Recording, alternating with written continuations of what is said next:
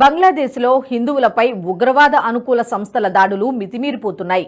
భౌతిక దాడులతో పాటు హిందువుల సాంస్కృతిక జీవితంపై దాడి మొదలుపెట్టాయి కొన్ని అతివాద ముస్లిం సంస్థలు.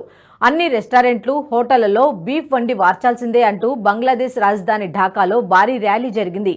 బీఫ్ సర్వ్ చేయకపోతే రెస్టారెంట్లు మూసివేయాలంటూ ముస్లిం కన్జ్యూమర్ రైట్స్ సంస్థ హుకుం జారీ చేసింది. అక్కడితో ఆగలేదు.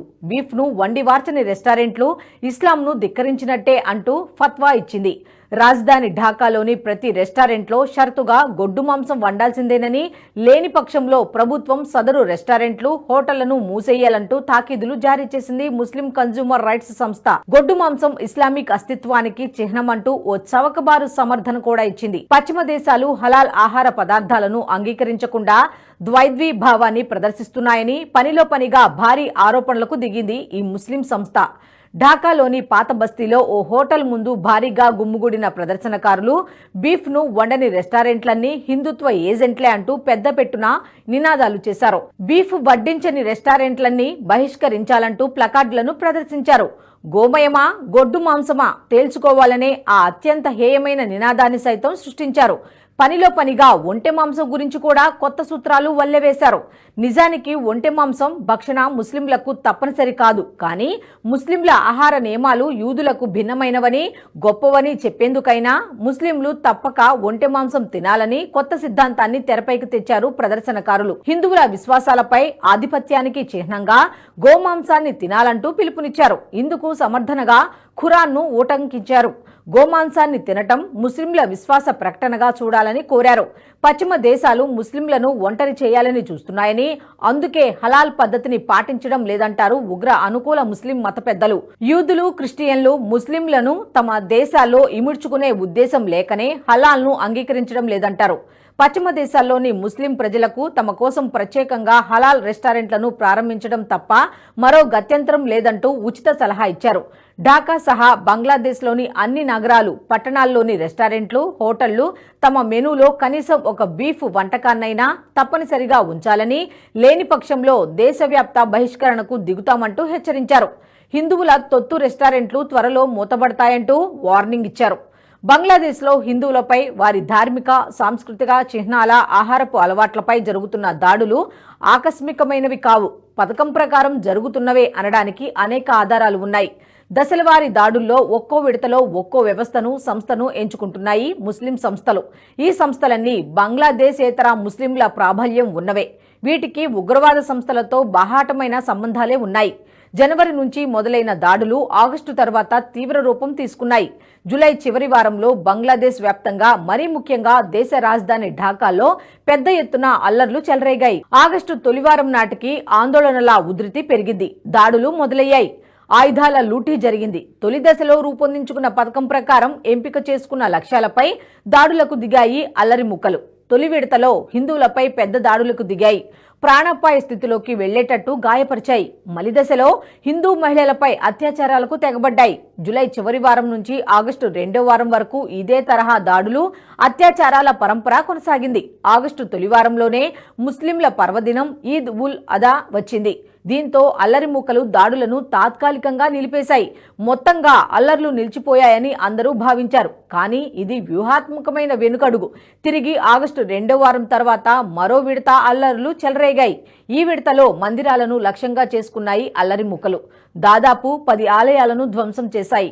ఆలయాల్లో నివసించే కుటుంబాలను, పరిసర ప్రాంతాల్లోని హిందువులను భయభ్రాంతులకు గురిచేసి దాడులకు తెగబడి తరిమేశాయి. గ్రామీణ ప్రాంతాల్లోని మత మైనారిటీలను కూడా తరిమేశాయి. క్రిస్టియన్లు, జైనులు, బౌద్ధులు, అహ్మదీ తెగలను కూడా అల్లరి మూకలు వదిలిపెట్టలేదు. నిలువ నీడలేని స్థితిలో సుదూర ప్రయాణాలు చేసి భారత సరిహద్దులకు చేరుకున్నారు. ప్రయాణాల్లో ఉన్నవారిపై సైతం దాడులు చేశారు ఇస్లామిక్ సంస్థల గూండాలు. సెప్టెంబర్, అక్టోబర్ మాసాల్లో దాడుల తీవ్రత తగ్గినట్టు కనిపించింది. అయితే ఇది కేవలం విరామం మాత్రమే అనే విషయం నవంబర్ నాటికి గానీ అర్థం కాలేదు. నవంబర్లో మరో అరడజను ఆలయాలను నేలమట్టం చేశారు ఆందోళనకారులు. ఆగస్టు 5, 6 తేదీల్లో జరిగిన దాడులకు కొనసాగింపు దాడులు మళ్లీ నవంబర్లో మొదలయ్యాయి.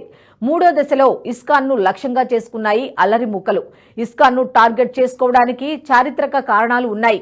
బంగ్లాదేశ్ ఆవిర్భావం తర్వాత నవ నిర్మాణంలో ఇస్కాన్ తోడ్పాటు అందించింది. పండిత్ రవిశంకర్, జార్జ్ హ్యారిసన్ లాంటి వారితో సంగీత కచేరీలు నిర్వహించి దానివల్ల వచ్చిన $12 మిలియన్ విరాళాలను బంగ్లాదేశ్ నవనిర్మాణానికి అందించింది.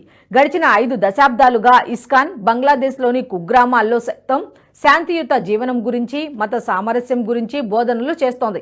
తొలి రోజుల్లో నామమాత్రంగా ఉండే ఇస్కాన్ కార్యకలాపాలు క్రమంగా పెరిగాయి.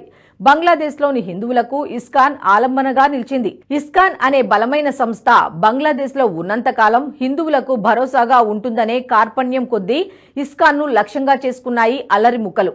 నవంబర్ నుంచి డిసెంబర్ తొలి వారం వరకు ఇస్కాన్ ఆలయాలు, ఇస్కాన్లోని స్వామీజీలపై పెద్ద ఎత్తున దాడులు చేశారు ఆందోళనకారులు. డిసెంబర్ 7వ తేదీన చివరిసారి ఢాకాలో ఇస్కాన్ ఆలయంపై దాడి జరిగింది. విగ్రహాలను దగ్ధం చేశాయి అల్లరి ముక్కలు. 4వ విడతలో కీలక లక్ష్యాలను ఎంచుకున్నాయి. బాధితుల తరపున న్యాయస్థానాల్లో వాదించే లాయర్లపై దాడికి తెగబడ్డాయి. డిసెంబర్ 2వ తేదీన న్యాయవాది రేగన్ ఆచార్యపై హేయమైన దాడి జరిగింది. ఛాంబర్లో ఉన్న ఆచార్యపై అల్లరి ముక్కలు దాడికి తెగబడ్డాయి. ఛాంబర్ను ధ్వంసం చేశాయి. బంగ్లాదేశ్ పోలీసుల నిర్బంధంలో ఉన్న చిన్మయి కృష్ణదాస్ తరపున వాదనలు వినిపిస్తున్న రేగన్ ఆచార్యను హత్య చేయడానికి వచ్చిన అల్లరి ముక్కలు పథకం పారక అక్కడి నుంచి వెళ్లిపోయాయి. నవంబర్లో సైఫుల్ ఇస్లాం అనే న్యాయవాదిని సైతం అల్లరి ముక్కలు హత్య చేశాయి. సైఫుల్ ఇస్కాన్ కు న్యాయం అందించడంతో ఆందోళనకారులకు కోపం వచ్చింది. దీంతో కోర్టు ప్రాంగణంలోనే హత్యకు గురయ్యారు. సుమారు 70 మంది హిందూ లాయర్లపై తప్పుడు కేసులు బనాయించి బాధిత హిందువులకు న్యాయ సాయం అందకుండా కుట్ర చేశారు. డిసెంబర్ 2వ వారంలో రమన్ రాయ్ అనే మరో న్యాయవాదిపై దాడి జరిగింది. తొలుత 70 మంది హిందూ న్యాయవాదులపై తప్పుడు కేసులు పెట్టిన బంగ్లాదేశ్ ప్రభుత్వం మరో విడతలో 46 మందిపై కేసులు బనాయించింది. ఇప్పుడు జరుగుతున్న 6వ విడత దాడుల్లో హిందువుల విశ్వాసాలను గాయపరిచేందుకు, ఆహారపు అలవాట్లను అవమానించడానికి, గాయపరచడానికి గోమయమా, గొడ్డు మాంసమా అనే క్రూరమైన నినాదాన్ని ముందుకు తెచ్చాయి. ఢాకా నగరంలోని ఢాకేశ్వరి మాత ఆలయం పరిసరాల్లో హిందువుల హోటళ్లు ఉన్నాయి.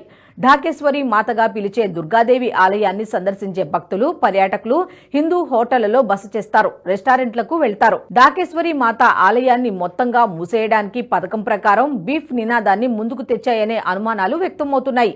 రాబోయే రోజుల్లో మరిన్ని దాడులు జరిగే అవకాశాలు ఉన్నాయని భారత ప్రభుత్వం హెచ్చరిస్తూనే ఉంది.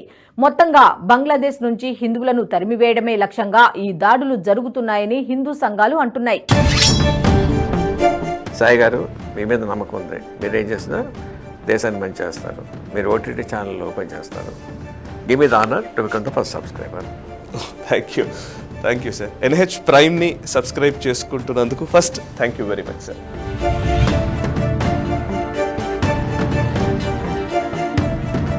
ఈ వీడియో మీకు నచ్చినట్టయితే లైక్ చేయండి, 10 మందికి షేర్ చేయండి. అలాగే కామెంట్ల రూపంలో మీ అభిప్రాయాలను మాతో పంచుకోండి. Nationalist hub group of channels ను సబ్స్క్రైబ్ చేసుకుని తెలుగునాట జాతీయవాద జర్నలిజాన్ని ప్రోత్సహించండి. ఈ వీడియో కింద ఉన్న బెల్ ఐకాన్ పై క్లిక్ చేయడం మర్చిపోవద్దు.